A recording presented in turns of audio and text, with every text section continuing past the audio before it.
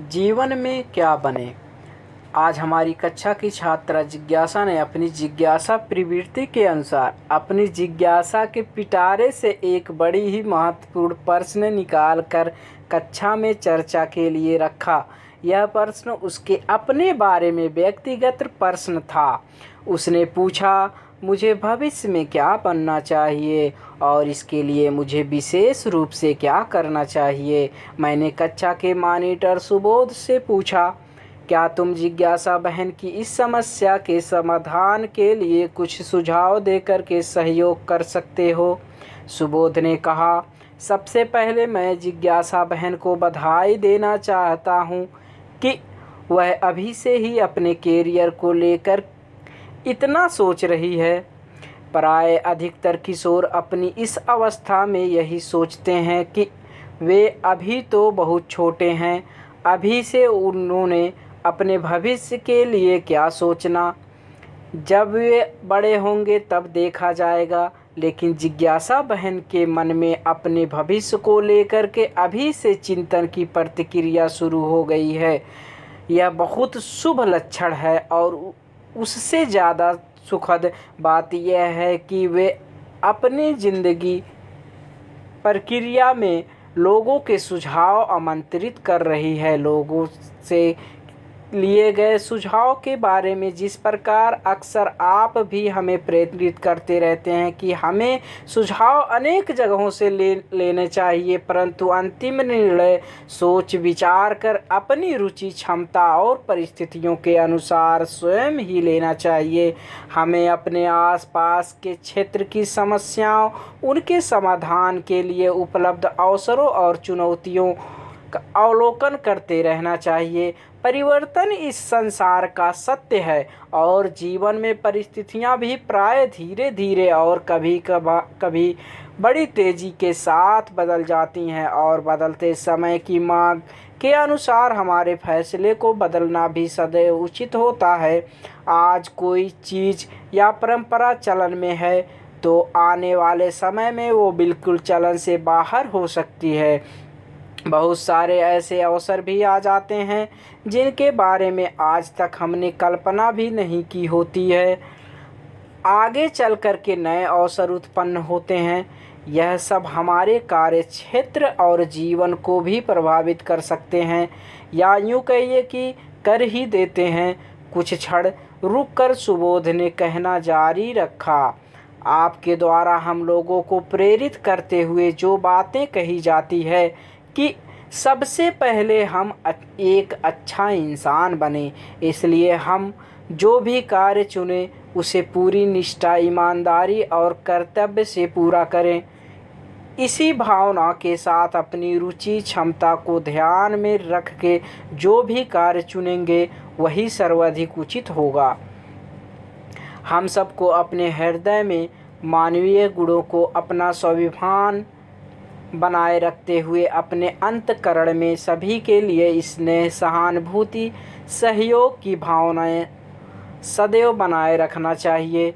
संसार में पारंपरिक संबंधों को पूरी तरह से उचित तरीके से ध्यान में रखना चाहिए। इस संसार में कोई भी काम छोटा नहीं है, इसलिए किसी भी कार्य को देह दृष्टि से नहीं देखना चाहिए। हर व्यक्ति को ध्यान रखना चाहिए कि वह जिस भी दायित्व का निर्वाह करे वह हमारे संपूर्ण समाज के लिए कल्याणकारी हो। जिज्ञासा बहन ही नहीं, हम सभी को विभिन्न व्यवसायों का या कार्यों का सावधानी पूर्वक अवलोकन करते हुए अपने भावी व्यवसाय को चुनने का निर्णय लेना चाहिए। कार्य करने वाले व्यक्ति और इस व्यवसाय की सेवा लेने वाले दोनों लोगों से भी बातचीत करना चाहिए। कार्य के सभी पहलू पर विचार करते हुए निर्णय लिया जाना चाहिए। अब और नए विचार रखने की बारी प्रकाश की थी। मैं सुबोध भैया को बहुत बधाई देता हूँ। मुझे इनके अंदर एक बहुत ही योग्य कैरियर काउंसलर दिखाई दे रहा है। इनकी बात मैं कुछ सुझाव और जोड़ना चाहूँगा। बाल्यकाल शिक्षा और स्वास्थ्य का स्वर्णीय काल होता है। हमें अपने उत्कृष्ट स्वास्थ्य संबंधित नियमों, जिन्हें हम अपने पाठ्यक्रम की विभिन्न पुस्तकों में पढ़ते हैं, उनका पालन करना चाहिए। अच्छे स्वास्थ्य के साथ शैक्षणिक, बौद्धिक, चारित्रिक एवं नैतिक मूल्यों का भी समुचित विकास किया जाना चाहिए। जो भी कार्य कर रहे हैं उसमें प्रवीण हो।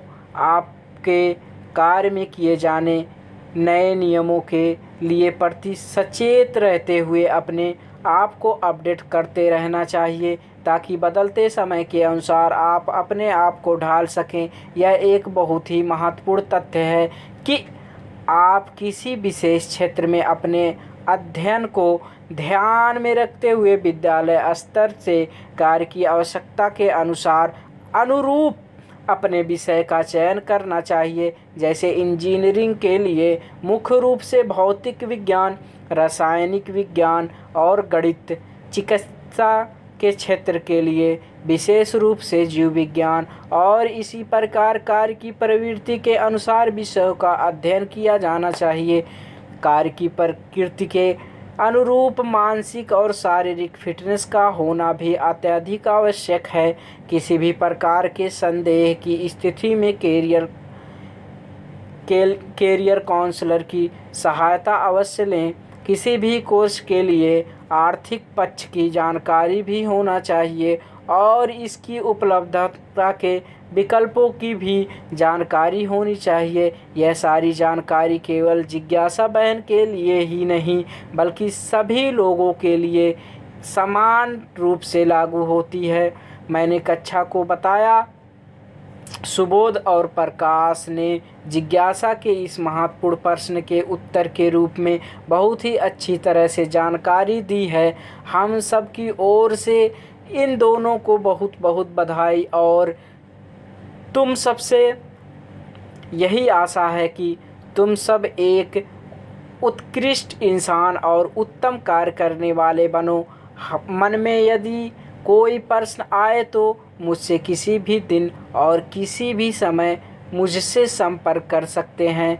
मैं यथाशक्ति तुम लोगों में से किसी की समस्या का समाधान करने के लिए सदैव उपलब्ध हूँ। वीडियो अच्छी लगी हो तो चैनल को सब्सक्राइब करें, वीडियो को लाइक करें, कमेंट करें एंड शेयर करें। इसी तरह के वीडियो देखने के लिए जुड़े रहिए हमारे चैनल से। धन्यवाद।